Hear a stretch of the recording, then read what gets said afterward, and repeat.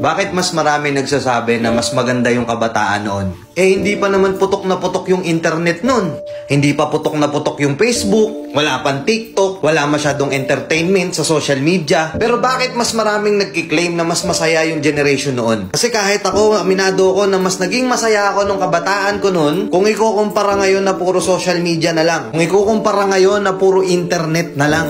Alam ko maraming sasangkayon sa akin dito, lalo na yung mga batang 90s. O yung mas matanda pa doon. Kasi noon, instead na sa GC kami nag-uusap-usap, meron kaming eksaktong oras at eksaktong tambayan na doon kami pupunta pagdating ng hapon. Magkikwentuhan kami ng mga walang kakwenta-kwentang bagay. Kahit wala kaming pera, nakatambay lang kami. Nag-uusap kami sa mga bagay-bagay. Physical kami magkakasama. Biruan, asaran. Minsan pa nga pagka merong ibang grupo doon, minsan nagkakaroon pa ng suntukan. Naalala ko noon sa lugar namin, bawat street, bawat kalsada, iba-iba yung grupong magkakasama. Hindi pa uso yung Mobile Legends noon. Ang uso pa noon yung mga Metal Slug pa. Kami yung generation na nasalubong namin yung era ng pagpasok ng computer shop. Magtatabi ng ₱5 piso sa baon para makabuo ng 10 o 15 pesos para makapaglaro sa computer shop pagdating ng hapon. Grabe trash to ka nun. Sobrang ingay sa computer shop. Dalawa lang yung sikat na nilalaro nun. Dota tsaka Counter. Wala pang GC sa Facebook nun. Pero alam namin kung kailan yung call time namin para magkita-kita kami ng mga kaibigan namin noon. Hindi pera ang currency namin noon. Baka pala ng text at pogs ang basehan noon para malaman kung gaano kakalakas noon. Meron ba sa inyong mga nakapaglaro na noon? May Jolen, pupunta ka sa gandahan, kukuha ka ng tansan, bubutasan mo, gagawin mong sipa.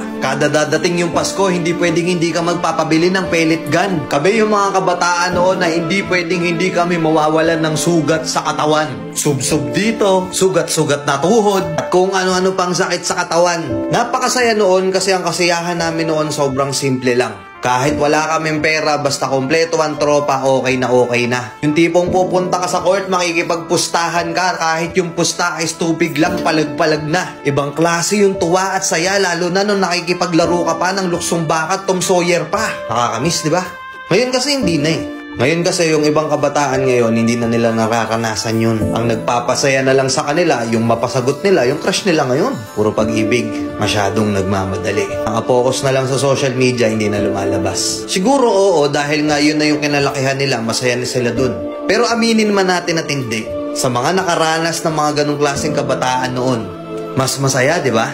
Na kahit gutom na gutom ka na maghapon, may palo ka pa pag-uwi. Hindi yun mahalaga, ang importante kahit gusgusin na yung itsura mo, as long as makalaro mo yung mga kalaro mo, okay na.